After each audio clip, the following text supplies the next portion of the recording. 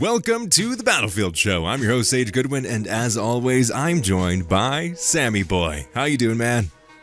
I'm doing well, man. We're finally into season 2, and I think we're both very excited. So it should be a very long and exciting episode today, I think.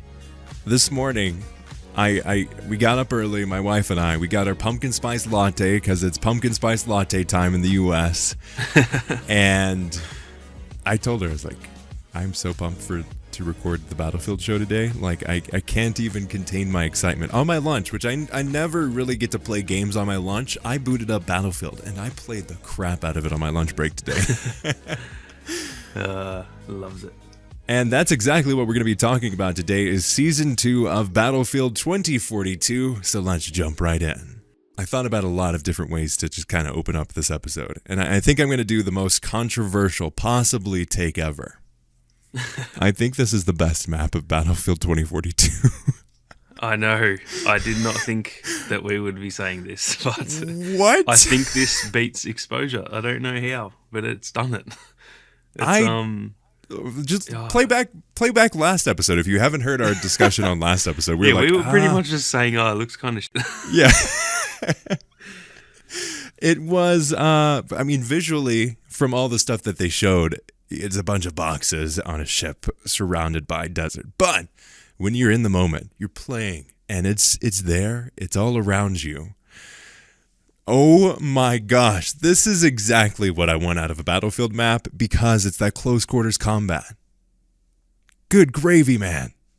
This is, I think it was maybe 2 weeks ago now, maybe 3 weeks, I think, when we were talking about what we wanted in a map. This is it. This is literally, it's like they have just listened to that podcast and then in 2 weeks just gone, yep, let's do that exactly, because it's pretty much exactly what I like in a Battlefield map. It's got absolute chaos at the center. The whole ship is just chaos, even on the top of it. It's so close quarters. And then on the outside, there's enough long range that you can use a sniper, you can use any long range weapons. But then even then, it's not just open.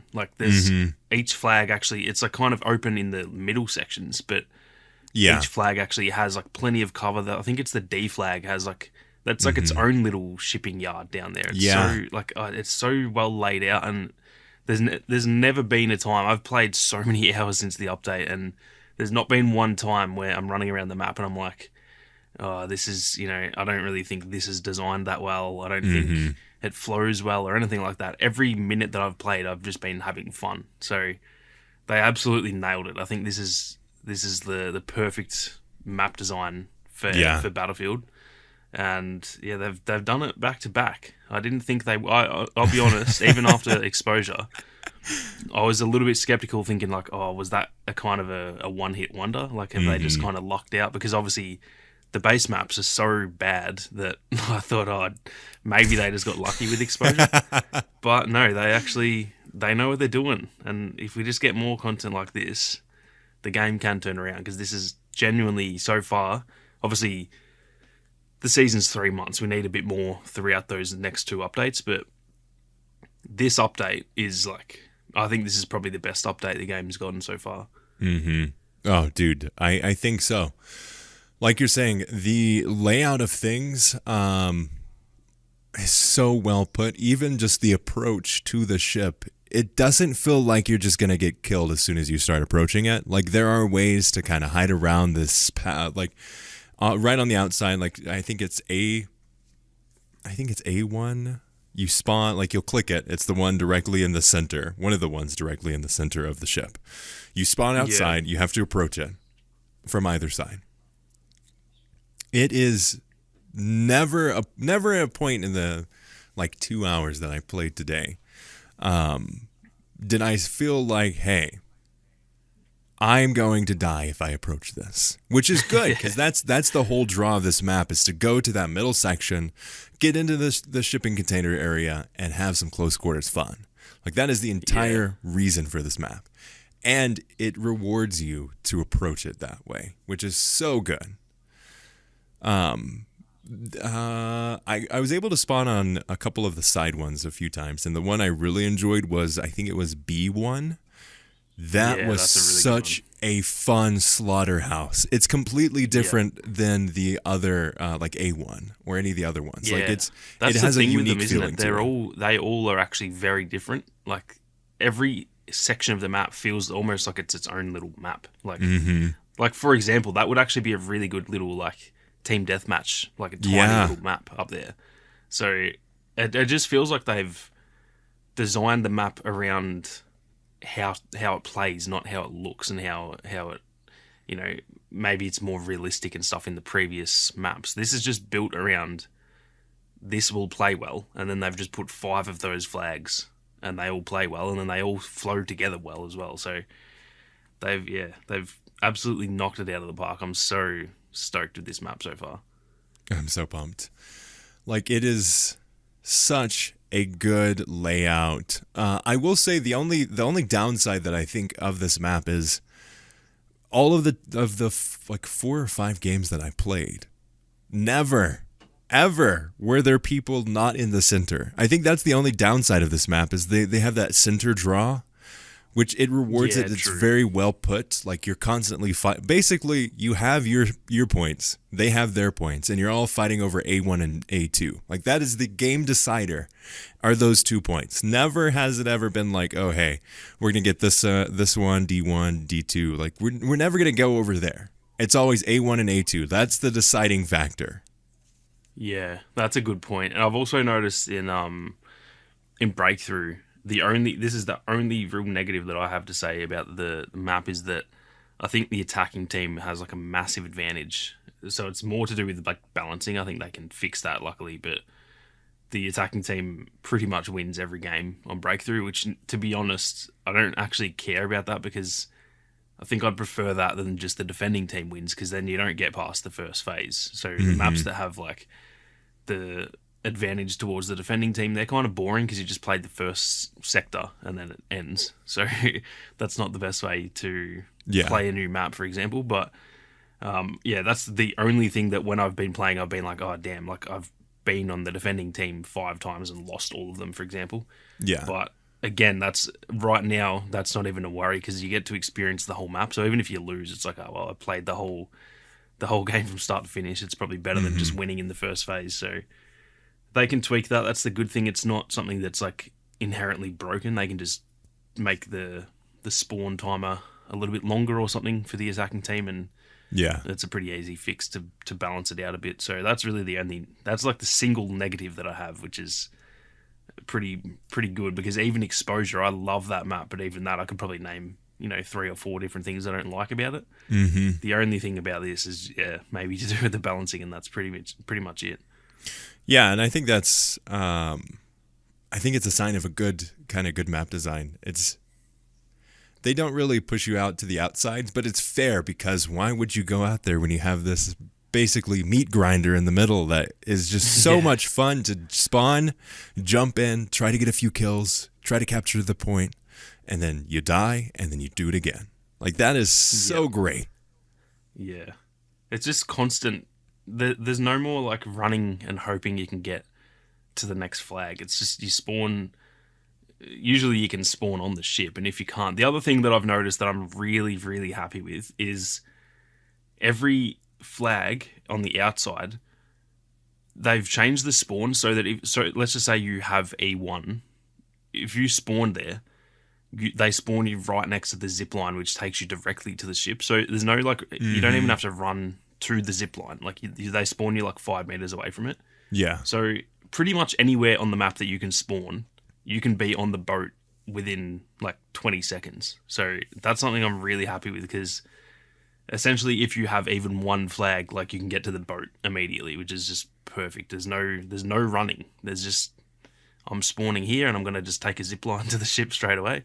And you're right into the action. So I think they definitely took that on board from the other maps. When you look at like Hourglass, if you spawn at a certain flag, like you have to run 5 kilometers to get to the next flag.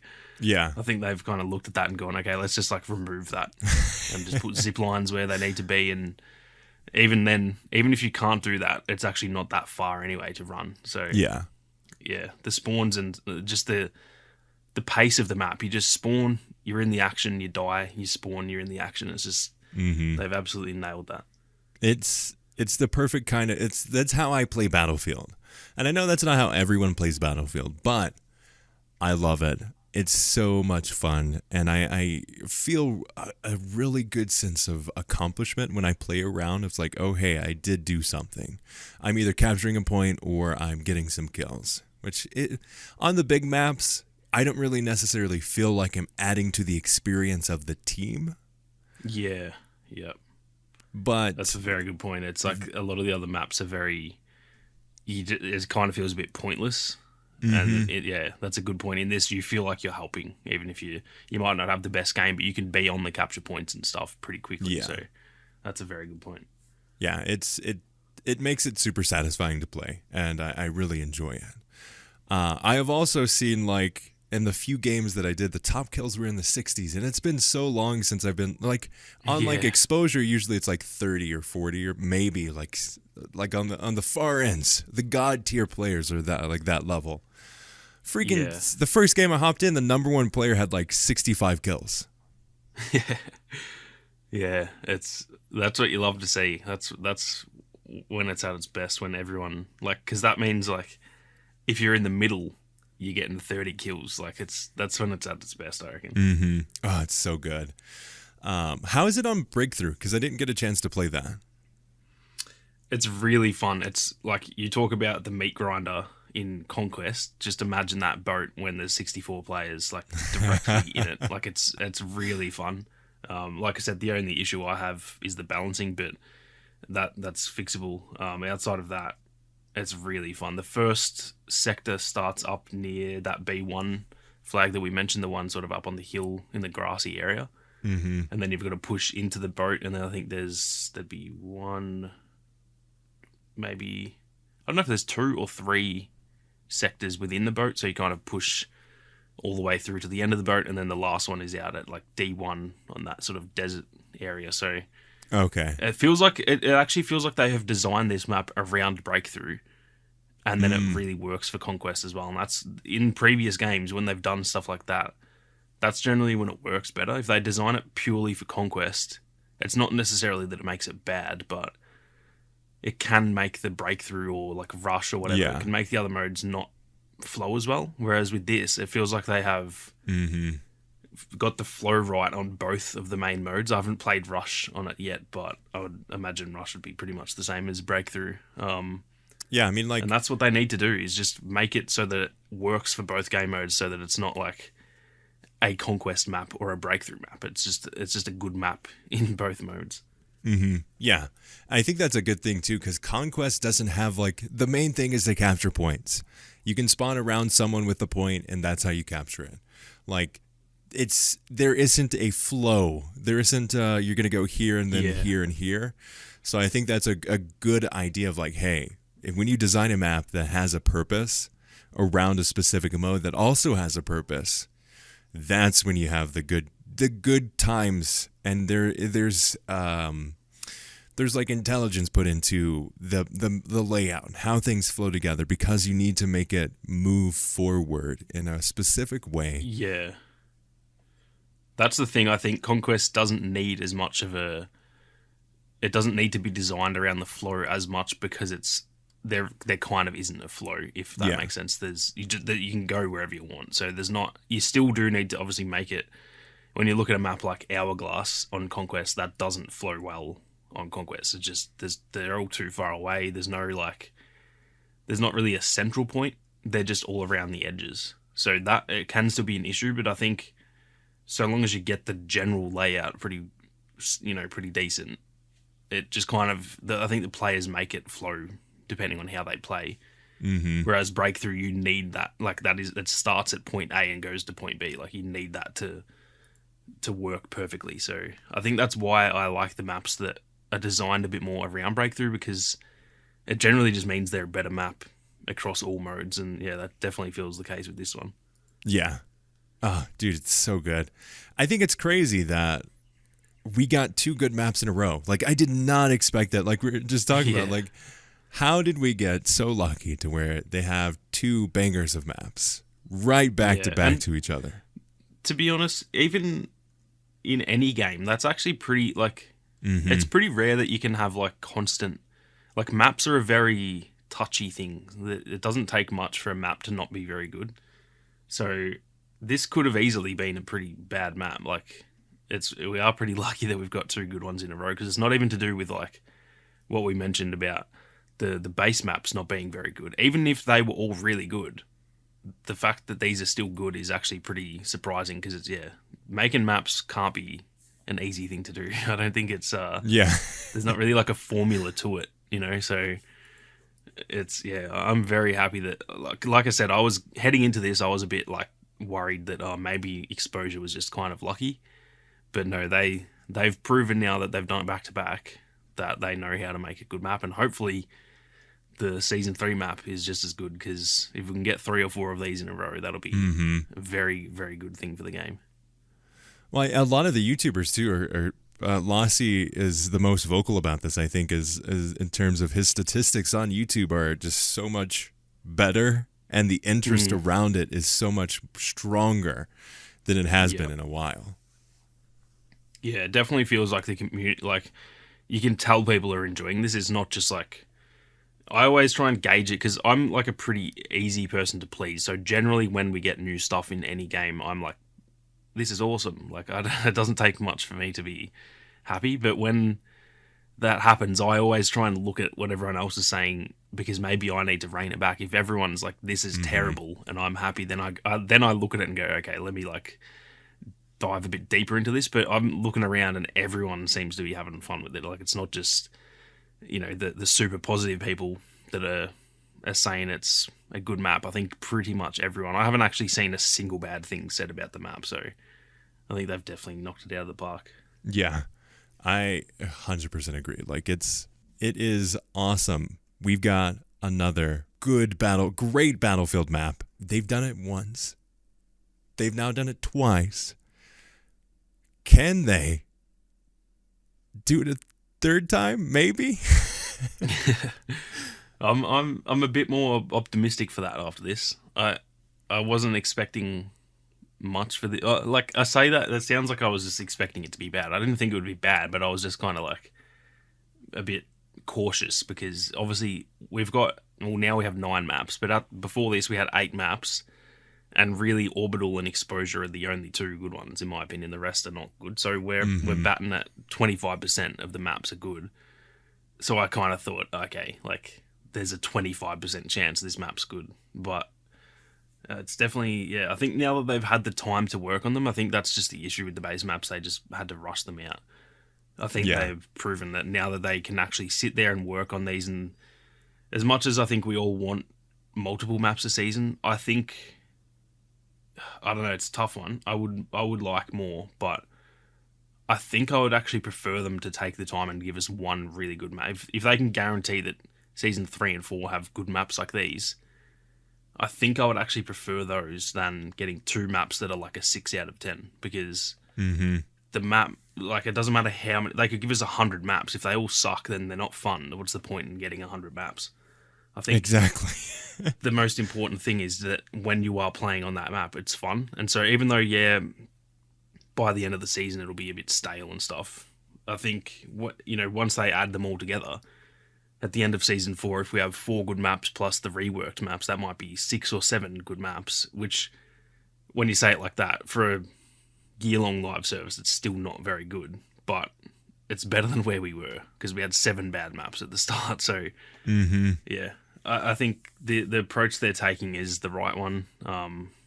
We all want more. I think we all want multiple maps and a few more weapons and all that kind of thing, but I've always been one of those, quality over quantity type of people. I prefer what I get. I prefer it to be good than get heaps of stuff that's just not that good. Yeah, exactly. I think that's a good way to put it. Like, we need at this point of the game, quantity isn't going to really bring people back, just because we've been shown that they can't do quantity and quality at the same time. It's an either-or situation with DICE at this point. With how they have everything set up in the background, you either get a quality map or you get a crappy multiple of them, like we saw in the base game. Yeah. But now, now we just need high quality maps, and we need those maps to run well, to flow well, and to make sure people get to experience the battlefield that they originally expected when they bought the game. Yeah, and that's really it, isn't it? They just need to, like, I think we all know this. They're not, like, I hope I'm wrong. I really do, but I think we all know that we're probably not going past season 4. This isn't going to be like a super long-term game that in 5 years we're all just saying, wow, that was the, we're still playing it and it's the best Battlefield ever. I don't think it'll get to that point, but if they can just deliver what the trailers showed, I think if by the end of season 4, if I can look at this game and say, yeah, it was pretty rough at the start, but right now it's fun and it looks like what they intended to deliver. I think, as weird as it sounds, you take that as a win, because when it launched, it was not that. And so the fact that we at least got there, kind of the same as Battlefield 5, although the difference was the trailers didn't make that game look good either. So there wasn't as much like excitement as this one, because when we saw the trailers, we were like, oh God, what is this? So it's probably a bit of a different situation, but I think it'll be similar in that by the end of Battlefield 5, I think we all agree it's a pretty solid game. It's not the best Battlefield game, but it's a good shooter. It's just very different, and hopefully they can just take these learnings and for the next game, not just make it a good shooter, but make it a good Battlefield game. That's all they need to do now to correct it, is just go back to basics a little bit, bring back the class system, remove some of the fluff that they've added, put in some more destruction and stuff like that. And I think they will really be on the right track to make the next one a really solid game. And in the meantime, if they can make sure this is still fun until the end, then that's really all we can ask for, I think. Mm-hmm. Question for you. So I was playing all the maps. I was having a blast. I totally blanked that there was a new specialist until halfway through each map. I was like, oh, I need to remember when the next game, or like when I spawn, and then the constant was like, oh yeah, the adrenaline high of like, oh hey, let's jump back into this. I totally blanked on playing the new specialist. So, how is he? When I saw, and we spoke about this last week, when I saw the trailer, I was like, oh, he looks pretty boring. He's pretty fun, I won't lie. I am actually pleasantly surprised. He's got a bit of a different playstyle than I would normally play, but it's still viable to be, because he looks very stationary, so you kind of, like for me, I'm a very aggressive player, and I think, oh, that doesn't look fun to just sit there on a turret, but you can actually play pretty aggressively with him because he's got the quick revive like Falk and Angel. You can kind of just run around like a medic, and then what I've found is that I actually mostly use the turret when I kind of get into trouble, rather than using that as like my main way to, get kills. So I'll like be running around, especially in the boat. If I find an enemy and, maybe I run around a corner and they shoot me and then they start chasing me and I've run away, I'll like run around a corner and turn around and set up the turret, sort of waiting for them and lure them in to like just this, crazy turret fire that's just, I pretty much pre-aim the corner that they're going to come around. So you can actually use it in a pretty aggressive way. And then even then, like just on breakthrough, you can set it up and like lock down a corridor and stuff. So he's really fun. I'm not sure like in a month or 2 months that I'll be using him super regularly, but he's more enjoyable than I thought he would be. And he seems balanced as well. Like I thought the turret was either going to be completely overpowered or just completely pointless, but it is actually like right in the middle. It's solid to use, but it's not overpowered. So overall, I'm actually pretty happy with him, even though, like I said, I probably won't use him all the time, but he surprised me. I'll say that much, because I looked at the trailer and I went, oh, he looks really boring to me. Yeah, he looks pretty fun. I was playing with another shout out again, friend of the show, Yepper, and he was rocking Crawford, and he seemed to be doing a great job. He was doing a rocking job of reviving me every time I got killed, pretty much. Though I did return the favor a few times, but slowly but surely, as I've been playing more and more Battlefield, I've been being drawn to more of the support reviving character, because like Yeah. I'm decent at the game and I can capture a point like nobody's business, but I've been playing a lot of Liz recently, and ever since the last season came out, I just stuck with Liz. I really like the controlled rocket launcher, but I think Crawford or Falk, I think are going to be calling my name here soon with that quick revive, just because of like, man.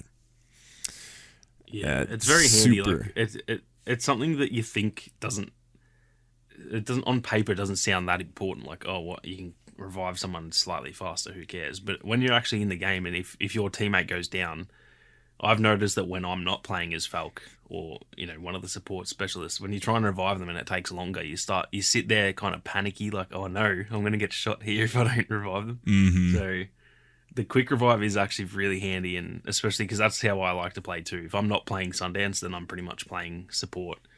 And I love half the time I love games where you don't even get many kills and you just run around getting like 30 revives, and anytime someone goes down, you just pick them up and throw down some ammo and stuff. It's always fun to play like that. So he's definitely, he does suit that playstyle for sure. Yeah, I'm excited. I saw a crap ton of them, obviously, but I did not see any flash or concussion grenades or whatever they call them now. Yeah, true, actually. Which was surprising. I expected to not be able to see anything, because those grenades are going to be so effective on this map. Yeah, that's a good point. I haven't really seen them either. I've used them a little bit, but I haven't. Actually, now that you say it, I don't think I have ever been hit by one. I saw a crap ton of smoke grenades. Yeah, they are very effective on this map, that's for sure. I couldn't see for a solid 5 minutes straight because people kept on throwing them. Yeah, instead of us worrying about seeing white, we have to worry about seeing grey now, because that's what we can see. I love kind of adding to the meat grinder aspect of the map. The opening and the roof is so good. And I think it's a good balance, because it's not like you're constantly getting shot down. Like, you can actually crouch down behind a tank or a storage container or what have you, and you can survive and you can fight back. I had just one of the medium assault rifles, and I was able to actually shoot back and get some headshots. Yeah, I don't know what it is, but I think because of the way, the height in that ship, I think when there's someone standing up on the top of it, you can't really like head glitch that. Usually if you're on the high ground and you're shooting down at someone like that, if it's not too much of a deficit, all you can see is their head. But I think that this massive like distance between you and them, it's almost vertical, and you can like see their whole body. So if someone's shooting at you, if they can see you, you can almost see their whole body as well. So it's actually pretty effective to be able to shoot back, because when you think about it, if you'd be thinking like, oh, I'm only going to be able to see their head and there's no chance I'm going to kill anyone up there. But yeah, I've noticed that too, that if someone's shooting at me from up there, I'm actually not scared to try and shoot back at them, because you can kind of see that they can't hide. Like, even though they're in the better spot, they can't actually hide behind anything.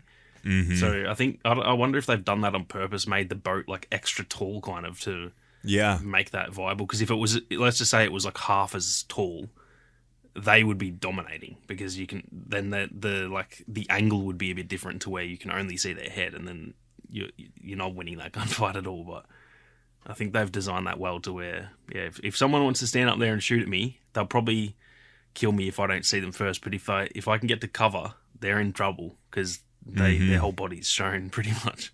It's so satisfying too.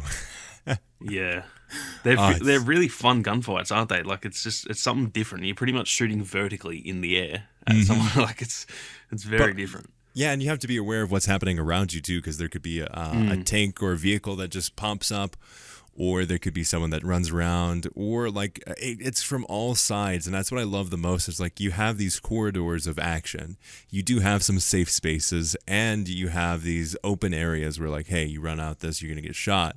But you also have the option to kind of hold back a bit and just take in your surroundings and see, hey, okay, boom, boom, boom. I'm understanding the flow of the game. I understand where the capture points are, and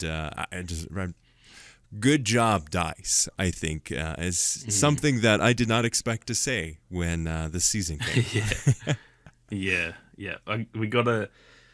I think the thing when, we've all been critical of the game, and I think one thing for me, when I'm critical of someone for not doing something well, I equally have to give them credit when they do something well, and I think they've really done an awesome job with this map. Like, this is not just a good 2042 map. This would, if you put this in Battlefield 4, this would be one of the best maps still. Like, it's not just like a good in comparison to the other maps. It's actually a genuinely good map, so I think they deserve a lot of credit. And yeah, like we've said, hopefully if we can get another one like this after, that'll be awesome. They've mentioned on that Dev Corner video that they're gonna make the next maps are also a bit smaller. Like, they're not gonna be hourglass and stuff. So that's the right way to go. I think that's the other thing. We haven't even really mentioned that the size of this map is like perfect. It's not super spread out. It's not massive. It's just good. It's just a perfect size. So if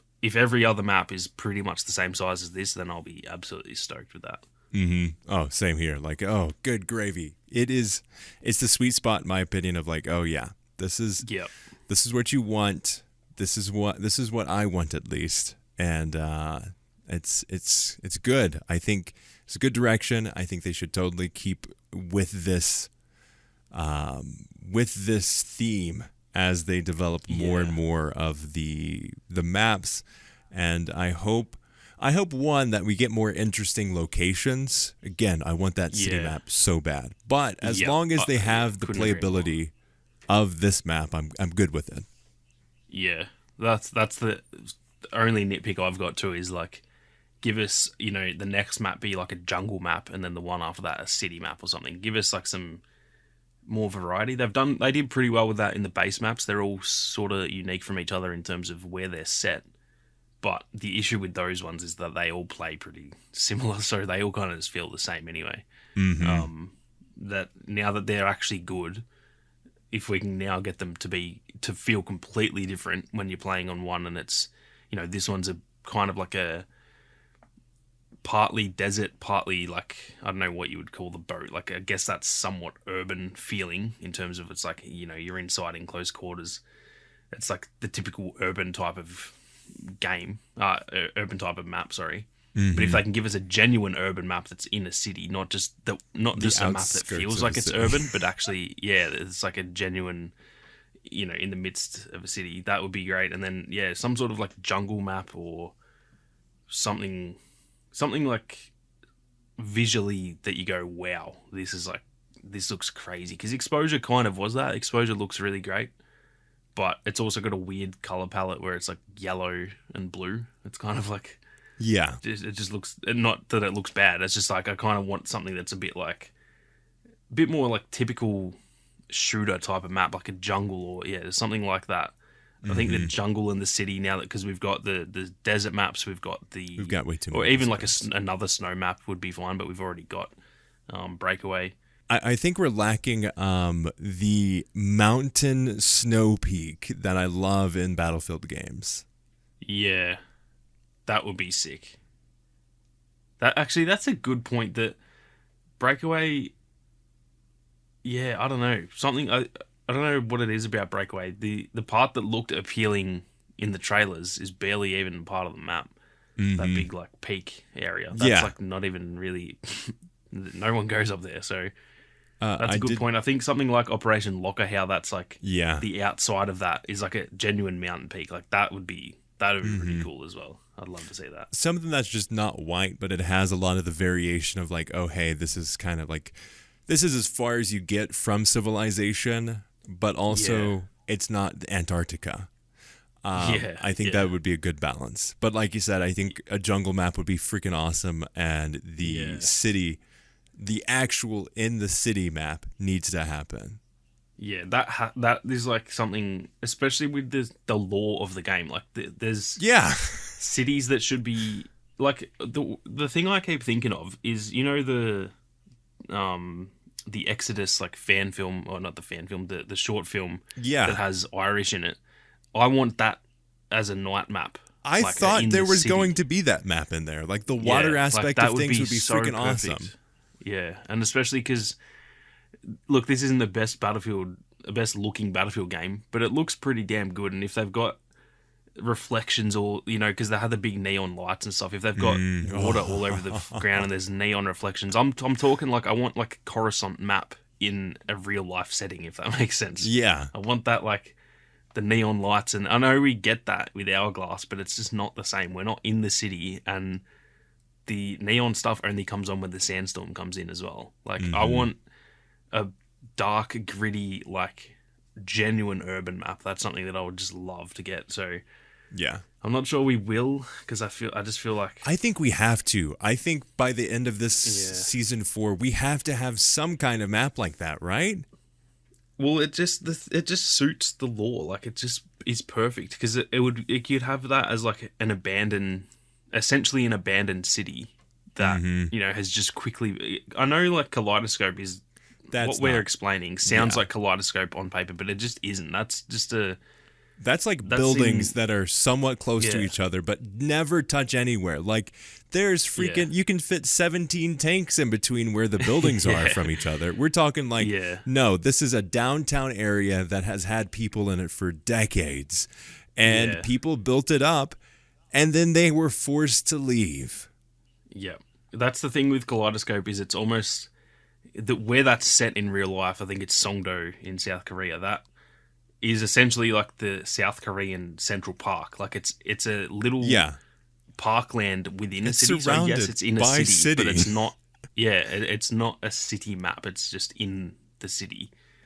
So yeah, that doesn't really count. Even though everything we're saying, a lot of the people listening might be like, "What are you talking about? Like Kaleidoscope's in the game," but it's just not. It's not a city map. It's a parkland map that is in a city. And I want fighting on the streets. I want really close quarters, gritty combat. And I'm just talking like Siege of Shanghai. A lot of those Battlefield 3 and 4 maps is like the perfect example. So give us that. That's if I could pick one thing other than still a server browser, if I could pick one thing for this game, it would, if I could pick one thing for this game, it would be just the map that, I don't know where that was in the Exodus. Was that in London? I don't know if that was meant to be London. I can't remember, but part of it was Irish in London, but I don't think where Irish was in London. Yeah, I can't remember. I don't know.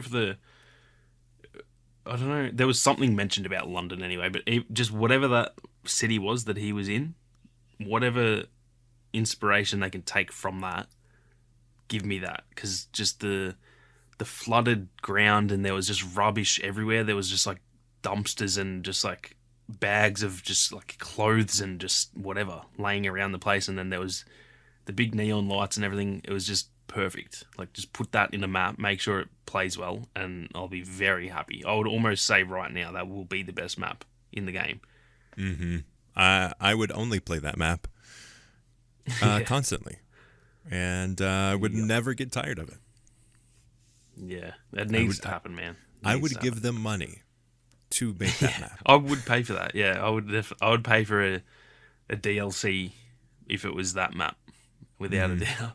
It's just called Seasoned Sage and Sammy. But you mentioned it. Oh, dude, sad times on the server browser front. It's very disappointing, and I'll say this. I have to be careful with what I say, because there's certain things I can't say, but I'm in contact with the devs, and I'm like lobbying very hard for this to change. Like I'm pretty much hassling them. A man of the people. Well, partly, but also just it's partly selfish as well. It's like I just want that for myself, because I cannot in a year from now I will not be able to play the game. So it could look like I'm doing it for the people, but I'm also just literally being everyone selfish in Australia. Yeah, like that. It's a genuine issue that I don't think they understand, and I've laid it out. I've wrote like a novel explaining my side of it and laid everything out. And I'm not sure it'll change anything, but I think something else that I said was like, if you can't do it, at least tell us why. That's all I want. If it's not something you can put in the game, if there's a reason for it, that's still going to suck. But tell me, like, I think we deserve to know why. Yeah. So if it's something like it takes too much away from the other content, like we would have to, not put a map in Season 4, for example, then I'll be like, okay, that sucks, but I get it, That's what I want. Either put it in the game, or if you can't, I think we deserve to know why, because something that I said to them is that if you don't put this in the game, you are giving the game an expiration date, because after Season 4, I can guarantee I will never be able to find a game again. And that's just not just in Australia. That's essentially anywhere but the US or even in the US, depending, if you don't have one, you may be like, oh, hey, you're 129th of the lobby. Yeah, true. And there's only one other server, and it's got 63 out of 64 people. How are you going to find it? If it's just going to put you into a random lobby, like, that's no fun for anybody. Yeah. That's the issue with it, is the not knowing, because I could, like you said, there could be 1 million people in Australia playing Battlefield, but I don't know. If I search for a game and I'm sitting there and I'm 1 out of 128 and no one's joining the game, to me that looks like, oh damn, there's no players left, everyone's moved on. I guess I better move on as well. There could be 1 million other people playing it, but I don't know because I can't see the servers. So it gives you, like, you kind of just give up hope. That the same thing happened with Battlefront 2, because I don't know how many people are playing that. When I search for games and I can't find them, I just assume there's no one playing, and then I have moved on from Battlefront 2. I haven't played that in probably a year. So there could be 1 million people playing that every day. I don't know, but I can't see it. So you just move on, and I think everyone, it's not just me, it's everyone does that. Everyone tries finding a game. There might be 10 full lobbies, and they've joined the 11th lobby that there's only one person in there because all the other ones are full. So that one person goes, oh, no one plays this game anymore, I'm going to uninstall it. And after a 3-month period, everyone else goes through the same thing, and they all uninstall it, and eventually the community dies. There's nowhere to gather. So it's a genuine, like I said to them, you're giving the game an expiration date. Once Season 4 comes out, maybe 2 months after the support is cancelled, I will never ever be able to find a game again. And like I said, sounds selfish saying I will never, but millions of people will never be. Like, essentially, if you're not in the US, and like you said, even in the US, eventually we won't be able to find games. If you go back and, go back to Battlefield 4, Battlefield 1, they don't have big player bases, but you can find lobbies because you just go to the server browser and everyone has congregated. There might only be 30 people online, but they're all in the same lobby.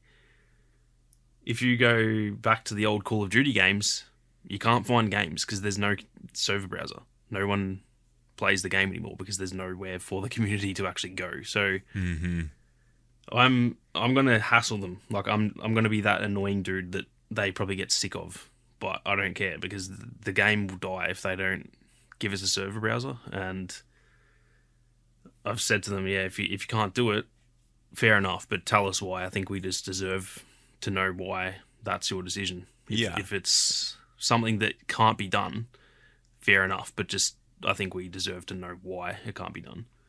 Oh, I agree 100%. And it seems like they are allergic to server browsers because every single game since Battlefront 2015 has tried to hide it or not even have it entirely. Yeah. Battlefront 2015 did not have one. Battlefront 2 did not have one. Battlefield 1 hid it. Battlefield 5 also hid it. And then Battlefield 2042 just does not have one. Like, why? Give us a reason. Let us know. If it's fair, we'll be like, oh yeah, sure, totally. If it's a decision between another map or more content for season 3 or 4, we're gonna say, yeah, I'd rather have more content than a server browser. But if it's just like, yeah, no, we don't want to. What? Yeah, because that's the way that it comes across right now. When they that video and they're just like, we currently have no plans to put it in. That just straight up sounds like essentially a replacement of we don't care enough to put it in. That's what it sounds like. Even they could have every single person at that studio could want to put it in, but because they're not telling us why, it makes it seem like they don't care. And that's the number one way to piss off your community, is by just essentially saying, yeah, sorry, we're not doing that. Yeah. Change that and say, yeah, sorry, we're not doing that because X, Y, and Z, because it can't be done, because it takes too much time, because a lot of people have said, because this is what Call of Duty does, they kick people back to the menu so that there's more time in the menu, aka more time to buy skins and stuff. If that's the reason, I completely disagree with that, but thank you for telling me. Thanks for being honest. I'll at least understand that, you know? Like, I don't care what the reason is, just tell us the reason. We need to know, man. We need to know. Yeah, like I think it's something that, unless it's technically not feasible, it should be in the game. Because like you said, it's putting an expiration date on things. And with how much backlash and just insanely deaf choices that they made with Battlefield 2042, to have this opportunity and then announce it just kind of nonchalantly in this dev video, be like, yeah, no, that's not coming. And then just be like, yeah, no. I don't think it's good for the community. And it's another one of those decisions that DICE is just taking a big L and just being like, yeah, all of the greatness that we just delivered with this really good map, well, also, screw you. We don't want you to enjoy Battlefield for years to come. Yeah, because that's the issue with it. Is it's not an issue for now. Because like I said to you before we started recording, this has never ever, other than maybe launch week, been feasible for me. But I have found a game at like 8 a.m. full lobby instant. I just clicked play instantly in there. So right now it's not an issue. I can find games immediately. But in, what will it be, 8 months from now, when Season 4 is out, and then it's also like the hype has died down, because like I said, at the start of Season 4, I'm sure it'll be the same. But 2 months, 3 months, 4 months after Season 4, I will put literally $1 million on it. I will not be able to find games. It's happened. This has happened to me with so many games. Battlefront 2 is the prime example. And the thing that sucked for me with that game as well is it was literally my job, and at some point it was like, you cannot play the game anymore, aka you can't earn money. So it's like, not that that's more important than everyone else, but for me that's why it's ingrained in my head, because I've been through that and been like, oh damn, like I know this happens. It's not just something that I'm guessing will happen, I know it will happen. Yeah. And so yeah, I'm gonna, like I said, I'm gonna just keep, obviously nicely, but I'm going to essentially harass them about this. Like, I'm just going to every day just say, what's the update? Tell us why. Until we hear why, or until we get it, I'm just going to constantly be in communication with the devs, and hopefully hopefully it doesn't come to hearing why we're not getting it. Hopefully it comes to they change their mind. But I'll be honest, I'm not that confident that they will change their mind, just because we're in Season 2 of potentially 4 seasons. I don't think there's enough time for them to do that, but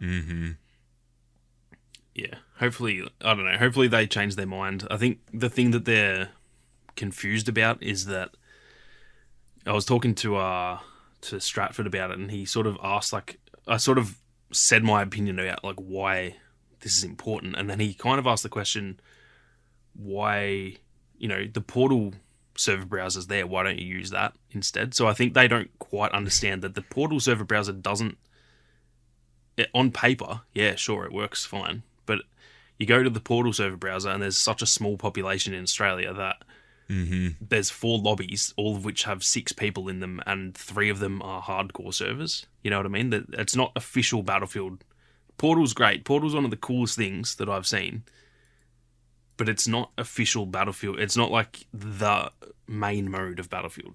And that's why people don't play it, because the casual player base, to them, that's this like weird little back alley version of Battlefield. It's like, I don't know what that is. I don't know if I get progression. I don't know if I level up. I don't know if this server that I'm going to join has different rules. I don't know. I just want to click play and play Battlefield. That's what the casual players do. So that's why no one plays it, because in a small population like Australia, let's just say only 5% of people play Portal. If there's only 500 people online, that's not a big amount of people. If you're in the US, 5% of the play base might be enough to have 10 full lobbies. But in Australia, that's not the case. So I think that's the thing they don't understand, is that Portal's awesome, but it is that little like kind of back alley version, which doesn't take away. That sounds like I'm like disrespecting it. Portal is one of the coolest things I've ever seen done in Battlefield, but it isn't like All Out Warfare is Battlefield 2042. That's the main mode. If you compare the player bases from All Out Warfare and Portal, it's obvious. I love Portal. Yeah. It's incredible. I love it so much. I haven't touched it in probably 6 months. Yeah. It's just how it is. I don't think that they understand that. I think that's why they think, what's the point in putting a server browser? There's already one. People can go use that one. But that's not really how it works. My response, which is why I don't have a DICE contact, is, well, Battlefield Portal is already there with a server browser. Why don't you just put that in All Out Warfare? Yeah, that's the part I don't get. I understand. I think we both there understand. In the game. Because a lot of people will be like, just copy paste it. I think you and I both know that's not how it works, but it is easier than building it from scratch if it's already there. It's been done. Yeah, exactly. So even if they do have to build it from scratch, they have actually already done that. So even then, that should streamline the process. They know how to do it. They don't have to sit there and problem solve. They've done it. So just do it again. You know what I mean? Even if they have to do it from scratch, it's still faster. If you do something for the first time and then you do it again from scratch the second time, I'm pretty sure you'll do it faster the second time. Yeah. That's just how it doesn't matter how it works. You're doing. Yeah. So I don't know. It's all very confusing to me. The reason that I'm sus on it is that I do think it's to do with what I said, where they want people back on the menu. I think this is like an EA directive, not a DICE thing. I think EA is saying like, nah, this has worked with Call of Duty. We want people to be sent back to the menu to, get more sales and all that kind of thing. But it's also understandable on the other hand, from a business sense, but yeah, that's just not, that doesn't help the game. But you can also look at it from this side of things on the business end. Hey, if your players enjoy the game more, they're going to spend more time in the game, and they're going to spend more money in the game. Like, that's how it works. Like, you trying to manipulate people. EA. Yeah. Here's a wild thought for EA. If I can't play the game, I'll be honest, I'm probably not going to buy skins for it, am I? Yeah. So if I can't play, you're not going to get my money. If I can play, I can assure you I'm much more likely to buy skins if I can play the game. So I think this is the issue with these situations, is that there's a bunch of businessmen who are great at doing business. They're not great at making video games. They don't know gamers. They aren't gamers. They don't know how we think. They don't know how we play. And that's the issue that causes so much friction in not just EA games, but it's the same with like Activision and all the big companies, Ubisoft, they all do it.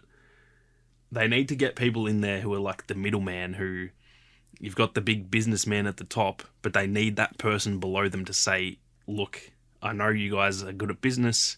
You know absolutely nothing about video games.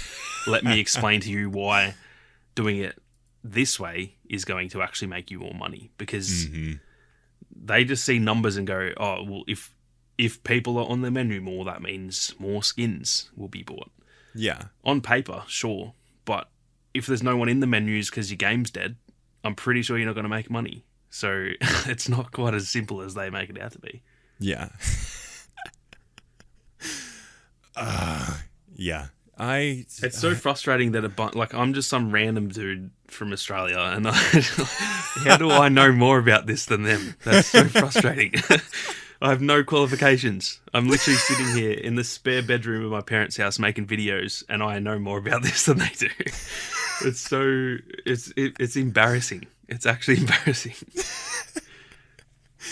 I think too, I think that's why you notice it, is because you're actively playing the game and you're not actively working on the game. When you're making a game for developers, for you to play, that's going to be a different thing than the general population and how they play the game. Yeah. Because that's the thing, like, it always also, when you're talking to, like, developers and stuff, it can, to them, it's probably, like, understandably, like, they are developers. They know how to develop games. I don't. I don't know how to develop games, so they probably hear these opinions from everyone in the community, and they're like, well, sorry, you don't know how to make games. And I understand that, but I don't know how to make games, but I absolutely know how to play games, because that's literally what I do for a job. And you're making this game for players, you're not making it for yourself. Mm-hmm. So they need to. That's the big divide that happens. They need to listen. Like, gamers don't know everything about making games, but they know the key elements that will keep them happy. And if they're happy, they will keep playing the game. It's as simple as that. Yeah. It's a pretty simple equation, really. Yeah. People play your game and enjoy the game more. They're going to buy more game, and they're going to tell other people to buy game. Yeah. It's like, again, I don't know how they don't understand these things. It's literally like 1 + 1 = 2. That is the difficulty of this, and they just don't get it still. It's also one of those things with the community that if they put it in there, they would build up so much trust. So it's worth it from that perspective to say, hey, it may take us some time to do this, but we're going to regain the trust, which we need because everyone hates us. Like, Dice, I know you think everyone's loving you right now.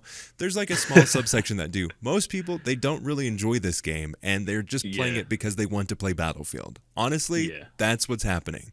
Every time that you make the game better, people will enjoy it more, and they'll trust you more. And this is one of those simple wins. Yeah, exactly. And the thing with that is, sometimes, like, again, I'm not a game developer and I'm not a big businessman, but I do understand the concept of sometimes you do have to invest money into something now that won't pay dividends now. It's called a loss leader. Exactly. And if they do something now that gives us trust in them, and it actually maybe loses them money right now, that doesn't matter, because in the future, more people will buy the next game, and if you do that game properly, that game will make way more money. So they need to look at it as an investment with these sorts of situations where, if they put a server browser, they might technically make less from microtransactions, but you will make more money in the long run from the Battlefield franchise if people enjoy the franchise. It's as simple as that. I don't know how many times we've said that on this podcast. If you make things that are good, they will sell copies and they will sell microtransactions. It's so simple. Just make good things and people will buy it. That is literally all it comes down to. There's none of the other little strategies and all these. None of that matters. If you make good content, people will buy that content. It's so simple. Man, we're so smart. That's why they pay us the big bucks, man. We're really just not, though. We just have common sense. Exactly. We're not qualified at this. We just have more than one brain cell. So it's like, if you make a good thing, people will like that thing. It's like, because we're individuals and they're a corporation. Yep. That's the problem. And like I said, they need to put in some of those middlemen who understand both sides of the situation to a really high level, so that they can be like that. They can almost explain it to the higher ups at EA that, your way sounds really good on paper and it could work if everything works perfectly. Your way could make you millions, but here's another alternative. They need those people in there, and I'm not sure they really do at the moment, unfortunately. Hopefully, I think Vince is that. That's the thing. I think Vince, for the next game or the next couple games, he is that guy who says, I don't care how you want it done, this is how I'm doing it, and it's always paid off. So this is how real people play games. Work to come. I want Vince's input to start having an actual effect on the game, because it's hard to tell. I don't know if he's really even working on this game, or if he's been brought in for the next game. We won't know that. And where you at, Vince? Because if he was, let's just say they brought him in after Battlefield 5 and he was on this game, we'd be in a completely different situation because he would have done all this. He would have said to them, I don't care what you want. Like, you put me in this role, so now you'll listen to me. It's not the other way around. He may as well be the head of EA at this point. Like, he can just tell them whatever he wants, and they must listen. If they don't listen, they will take a big L because he knows way more than any of them do. And the thing is, he's also like knowledgeable enough that he also understands their side of the business. So he would understand the business stuff and the gaming stuff. That's kind of what I'm getting at. They need people in those roles who understand both.